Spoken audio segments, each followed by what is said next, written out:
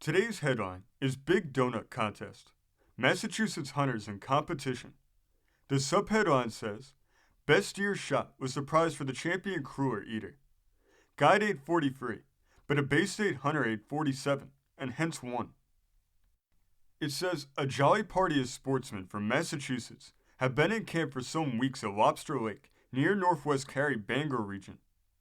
The other night, they had a novel contest, the like of which was never before heard of in the Maine woods. The last meal of broiled venison and fried potatoes was being eaten prior to an early start the next morning for Kineo. The party was well supplied with provisions when it went into the woods, and there was so much fresh meat to be eaten during the stay that it was found that a large lot of supplies would have to be carried home. There was a large quantity of flour on hand, some of the packages never having been broken. To get rid of this, one of the parties suggested that the cook be set at work frying doughnuts, and there would be a contest to see who could eat the largest number of the wholest cakes. It was decided that the prize should be the best deer in the lot, which the sportsmen were carrying home. Early in the afternoon, one of the sportsmen and a guide had gone to the head of the lake, hoping to catch a glimpse of the moose, which had been reported as having been seen by several parties during the fall. These men were not present when the donut eating race was arranged, but the other sportsmen knew that everything done was agreeable to them, so the cook began to prepare for the frying. It was nearly 9 o'clock when the fat was ready for the first bit of dough to be dropped in. The agreement was that the donut should be eaten hot. Well, you might as well stop right now, said one of the party. If there's anything I like, it's hot donuts, and you might as well give me the deer now, and there'll be no need of a contest. And he was as good as his word. He sat on a log within reach of the frying pan, and just as fast as the cook could fry the donuts, he would eat them. He had reached number 35, when in walked the absent members of the party. Neither the sportsman nor the guide had been to supper, and the donuts just hit their fancy. Without having the matter explained to them, they began to eat. The guide ate 43 of the donuts and stopped, saying that he would not want any more until morning. The sportsman went him free better, and when he reached the 47 mark, he remarked that he would like to eat a few more, but it was getting late, and as he was very tired, he thought he would turn in. And turn in he did, and slept like a log all night.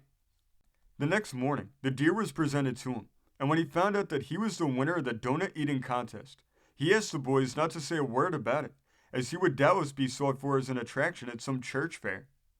The story was too good to keep, and everybody knew about it when the party landed at Kineo.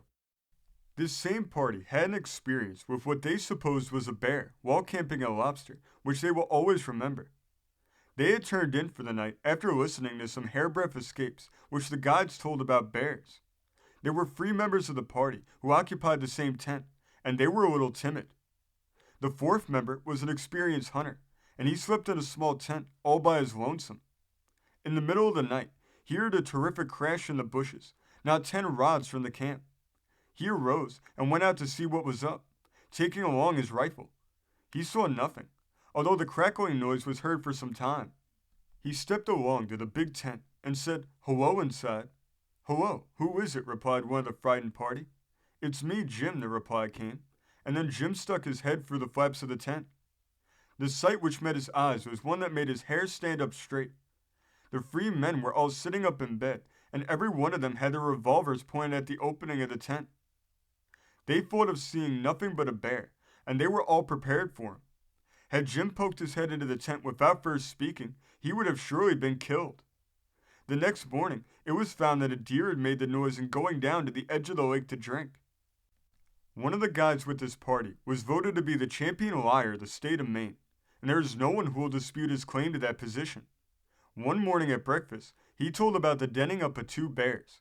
He said that the bears denned under the haymow in the barn, and when the hired man found them there along in midwinter, or after the hay had all been fed out to the stock, he supposed, because the bears were asleep, that they were dead, and he immediately took their skins off.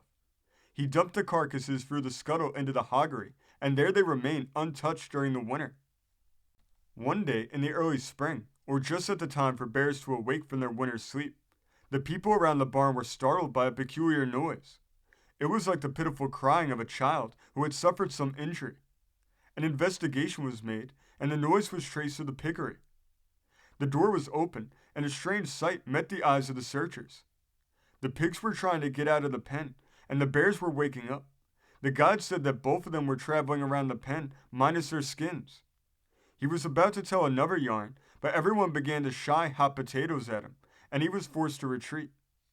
This story came from the great state of Massachusetts, being reported in the Boston Sunday Globe of November 20th, 1898. Thank you for joining us today.